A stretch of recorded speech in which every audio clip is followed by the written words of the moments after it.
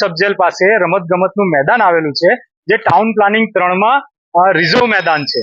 તેની ઉપર ભરૂચ સબજેલ વર્ષોથી કોશિશ કરી રહ્યું હતું કબજો કરવાની. તેને અમે વારંવાર અમે કલેક્ટરે આવીને આવેદનો આપીને તેમને રોકતા રહ્યા છે. તે છતાંય એ વિષયનો કોઈ નિરાકરણ નહીં આવતા અમે હાઈકોર્ટમાં એનો કેસ દાખલ કરેલો છે. હાઈકોર્ટમાં કેસ હાલમાં પેન્ડિંગમાં છે.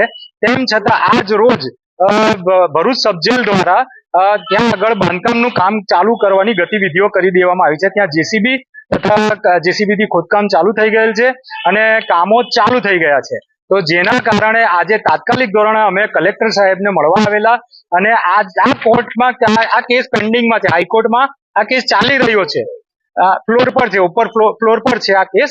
તેમ છતાં ત્યાં આગળ જે કામ ચાલુ થયું છે તેને રોકવા માટે આજે અમે કલેક્ટર સાહેબને આવેદન પત્ર આપવા આવ્યા છે.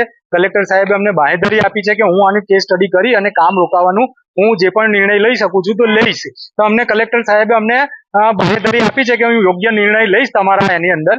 તો આજે અમારું કહેવું એવું છે કે આજે એક રમતગમતનું મેદાન શું છીનવીને અધિકારીઓ શું સાબિત કરવા માંગે છે.